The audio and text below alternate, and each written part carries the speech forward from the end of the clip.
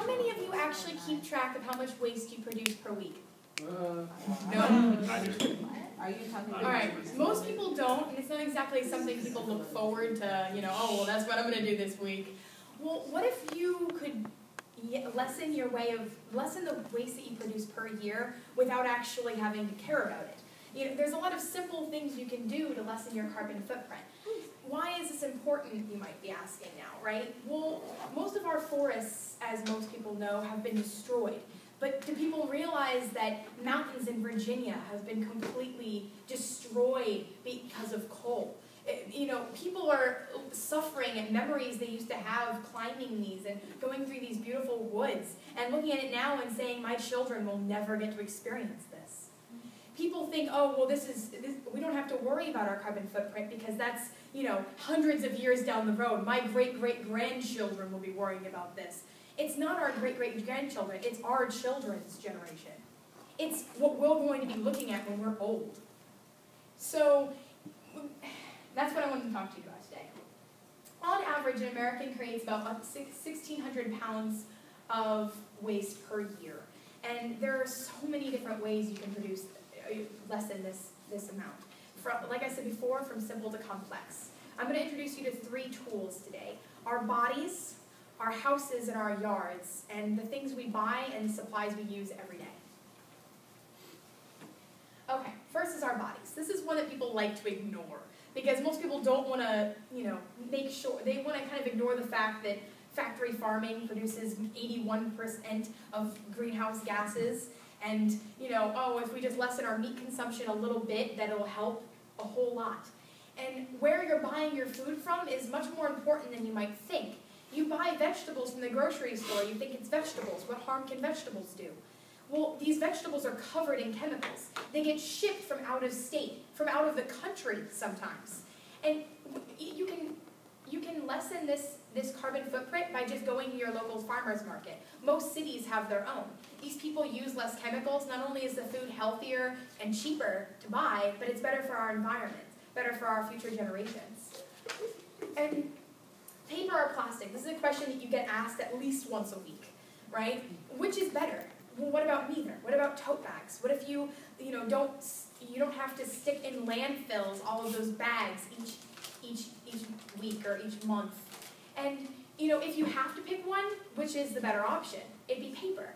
Why? Well, because plastic has to go directly to the landfills, where paper can actually be recycled and reused to do something else.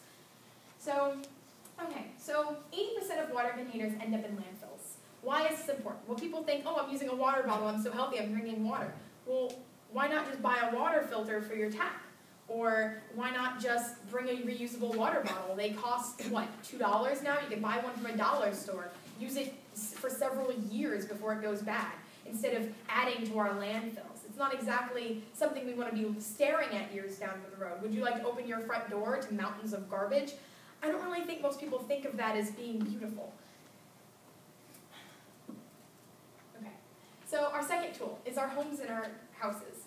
And I say this as 2 separate things because not all of us have the pleasure of living in a 2-story house or whatever. A lot of us nowadays, especially college students, are in little apartments or they're sharing, either they have roommates and whatnot.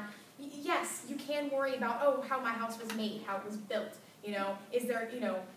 Was it made the greenest way possible? But for our lives and for our ages, we can't really worry about how the house was built. We can only worry about what we put in it.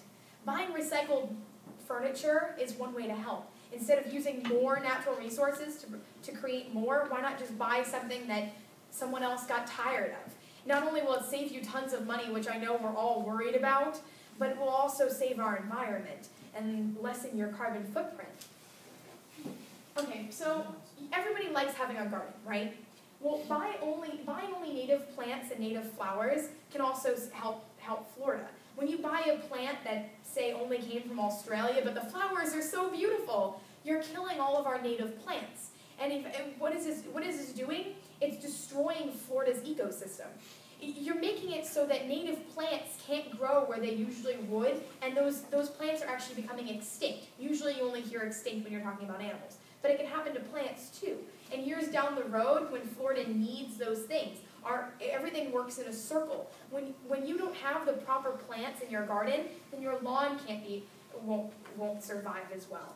And that won't help the other plants around it. It'll ward off certain animals, right? Well, Florida has a bug issue, right? Will a plant that usually feeds animals in Australia help you with mosquitoes or butterflies or some kind of snail we see in our garden? No. What will help you is Florida's native plants.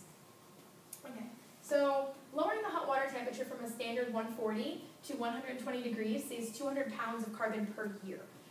It doesn't seem like that much, but it is. Yes, your shower won't be as burning hot, but do you really need it to be 140 degrees?